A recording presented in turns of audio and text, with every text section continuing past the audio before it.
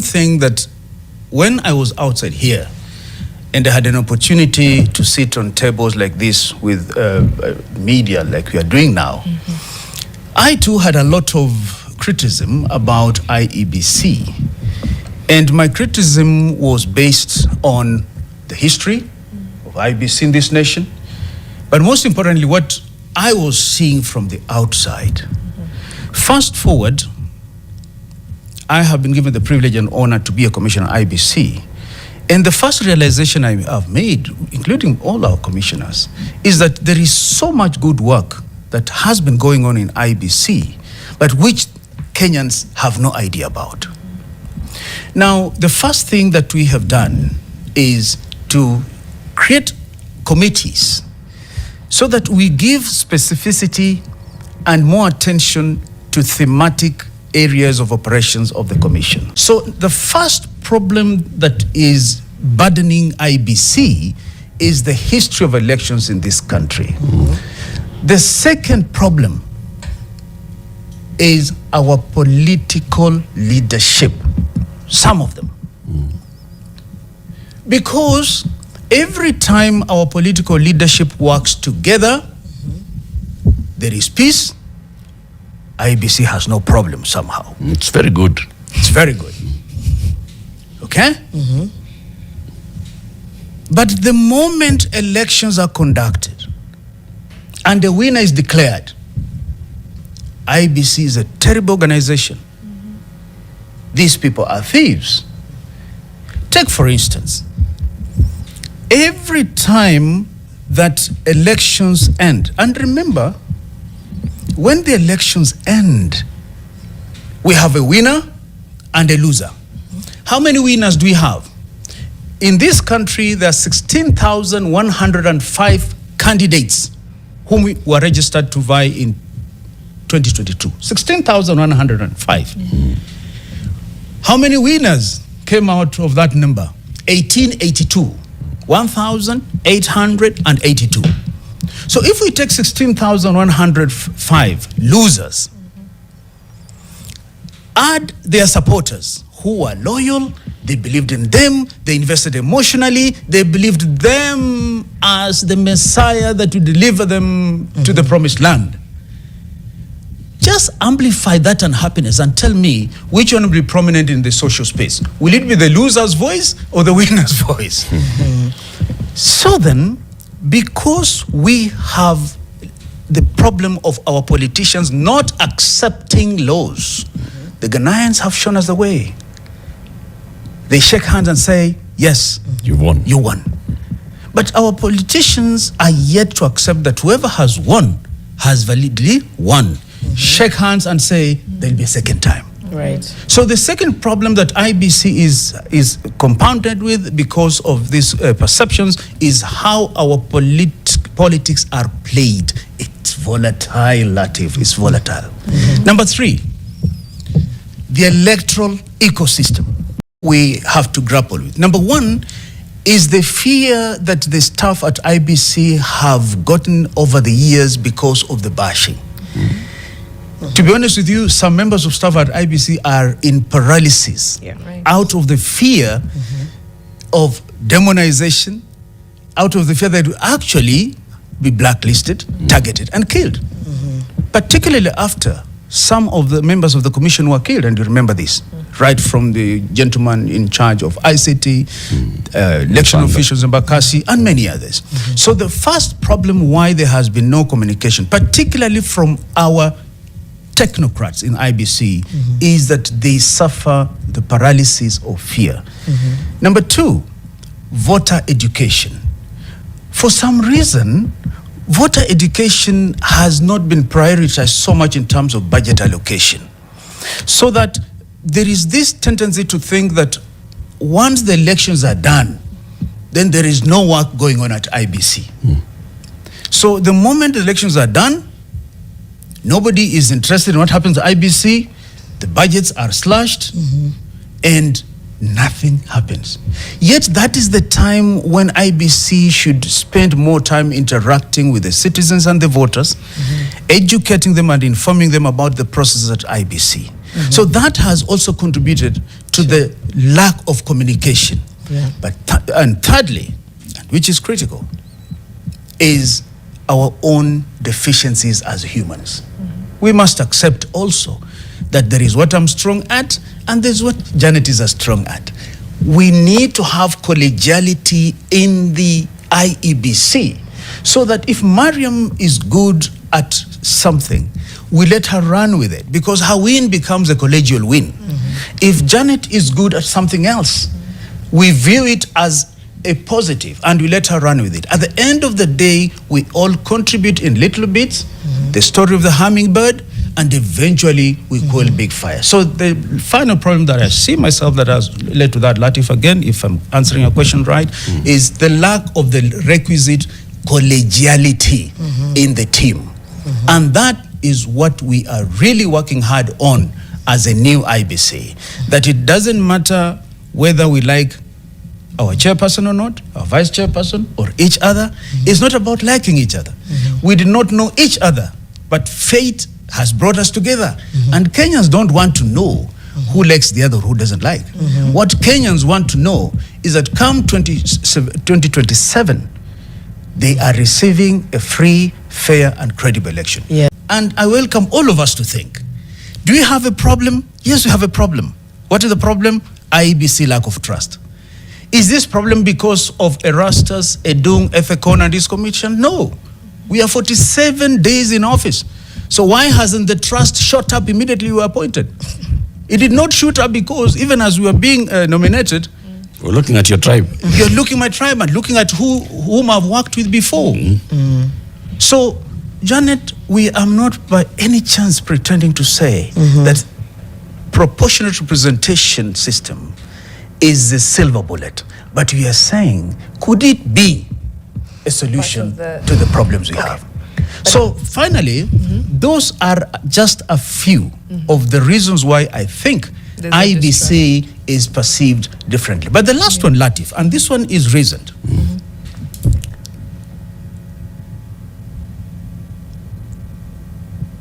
Misinformation, disinformation, deepfakes. Technology is a fantastic thing. Latif, I thank God that He has kept me long enough to live in this day. You know, with these gadgets, I don't even have to struggle typing many things. I just press and I ask Siri, Siri, I want something, and Siri helps me around. That is how fun things is. Unfortunately, in that technology also lies the greatest peril to the IBC reputation. And not just IBC, but institutions of this country. Rather than use AI revolution in a positive way, some of us have engaged in a destructive way. So that even before the chairman and ourselves were sworn in, there was already a poster complete with his image saying that he had announced he was going to remove 3.5 million voters from the register in Central Province. And he was going to add 2.5 million from Northeastern, or vice versa. Now, as soon as that is in the groups, and Latif, you're in some of these groups, what makes it even more dangerous? That even some of us who are most educated, PhD holders, professors, run with it. And now it becomes a chorus about this IBC. So you ask, I mean, some of them, but unfortunately now because of my position, I cannot interject and say, come on, we have been called. What brings the lack of trust? And I'm saying it is the ecosystem of politics that we are in, that the system promotes tribal configurations, because unfortunately in Kenya, we vote based on tribes, not on, say, affiliations, like workers. In the US, you'll talk of auto workers, and that's a constituency. Wajua, wahenga walisema kwamba wengi wape. Usipowapa, watachukua kwa wingi wa mikono yao. Na ndivyo ilivyo nchini humu. Kwamba sera zetu za uchaguzi zimekitwa katika misingi ya wengi wape. Hivi kwamba kabila moja likiwa limebarikiwa kwa uzao mwingi, wakawa kuna watu wengi, basi hao katika kura na chaguzi za taifa hili wako na bahati. Kwa nini? Kwa sababu the nature of our political arrangement is called the electoral system, is pegged on majoritarian principle, as opposed to mixed member proportional system. Majoritarian means wengi wapi, in simple terms. Kwamba all you need is to have votes that are half of those who turn out. So in simple terms, so that the citizens understand this, if there are 100 voters who turn out, all that you need is 50 plus one. Then you look for the plus one, for the extra one. Yes. Now this is where I keep saying, and I say this during my vetting for this job, that we as citizens will have to bite the bullet and ask ourselves whether we should not relook at our electoral system. It was in the WACO draft, Right. but the one we eventually got was a pure presidential system. So what we have now is pure presidential system. So if one tribe, and allow me to be blank on this one, has the majority population, and they mobilize them out to come and vote, and they can raise 50 or 49, why should they be interested, purely speaking, as a transactional venture, as a politician? Why should the politician be interested in others who will not help him or her get the 50 plus one? So the craze about big tribes is actually nurtured, fertilized, and made to grow by our electoral ecosystem, the majoritarian principle. So that one tribe, all that the leaders of these tribes, and we are using polite language here, the leaders of this tribe, all he or she has to do is to mobilize all his or her people, nyuma yake. Then look at the other tribe and not talk to the tribe, not talk to the citizen, but talk to the leader of one other tribe. And you have 50 plus one. Now, fast forward, when they are in government, what happens? Will those who didn't matter in the process matter when they're finally on the table? No. The population mix is not a constant. And that is where there can be a Machos. Yes, machos. Two, if we do this boundaries delimitation, we must also be prepared to understand that the people in those constituencies have enough time for consultation under public participation. Because these are people, there are some boundaries which are delineated on the basis of community interests. So call it tribe. And now you're telling them, sorry, you move here. Something similar to what is happening in the US right now, where Texas has decided to do redistricting with a particular focus that the Republicans get something. And California has decided also to do the same. So something akin to that. So the question is, will we have enough time to go this process and heal? And heal, because for me the key word is to heal. But if the question is whether IBC is ready to do it, our answer is yes. We simply must comply with the Constitution, but that has to await the decision and the advisory of the Supreme Court. The Supreme Court tells us we have to do it. We'll have to find a way of doing it, because you cannot fail to comply with the constitutional imperative. So that's the straight and narrow path. We have less than 2 years to the election. A boundaries delimitation has its own sensitivities. One, there are some constituencies which were secured because they did not meet the constitutional threshold of the population. If we do, now that's now the practical side of this delimitation thing. If we do delimitation, then as Kenyans we must be prepared that we are going to need a healing period arising from the ramifications and the ripple effects of that exercise. Because some of the constituencies which were secured, it would mean either they merge with others, and therefore they cease to exist. What are you telling Kenyans just as they're going to the election? And what are you telling the politicians? That they have spent 2 and 3 years campaigning. They have their strongholds in certain areas, and certainly now where the timelines for boundaries and delimitation review have lapsed. One, can IEBC extend the timelines and undertake the delimitation anyway without being seen to violate the law? Number two, when and if this is not done before the election, can it be lawfully done after the election? That's the crush of it. Those two questions. There may be more, but that really is what will matter. That's a global picture that will be important for our conversation. This boundary review has to be done between 8 to 12 years. The upper limit ended in 2024. So if your question is, if we have time, the answer is no.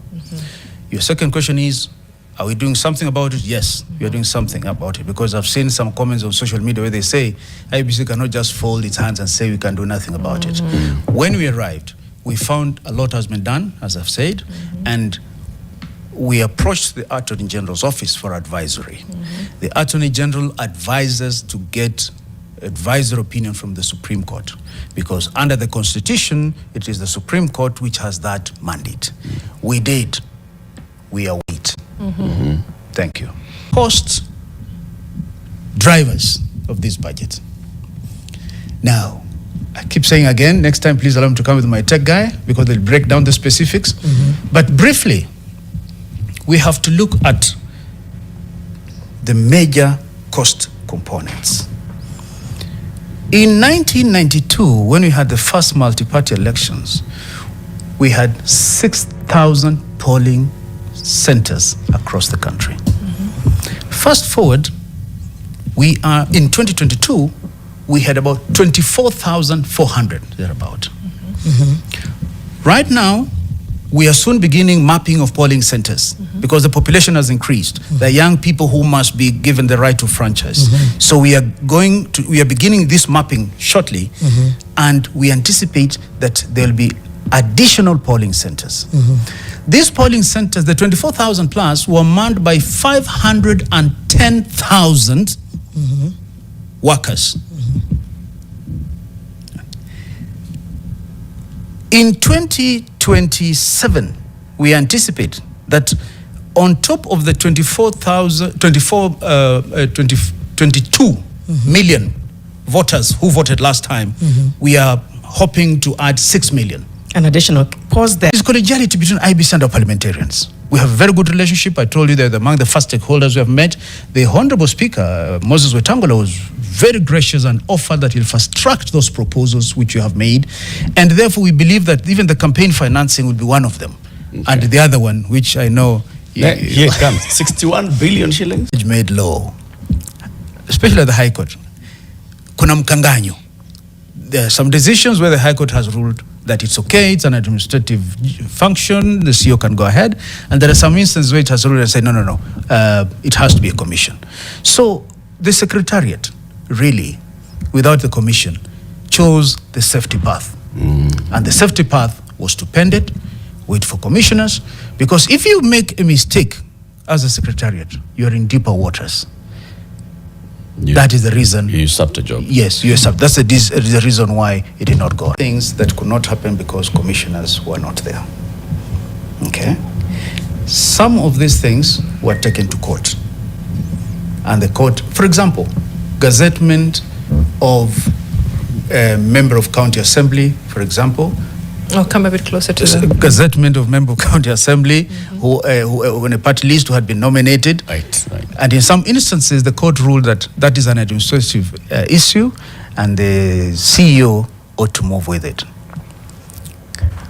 But there are some instances when, again, the court ruled it is not an administrative issue. For example, the deputy governor of Lamu County has remained unsworn in because commissioners were not in. So again, in this issue of advisory and you continue in other areas, during the general election, you cannot have voter registration the moment the election date is set. Apart from those two scenarios, the law requires that we do continuous voter registration. Now, when we arrived, we found that it had not been going on.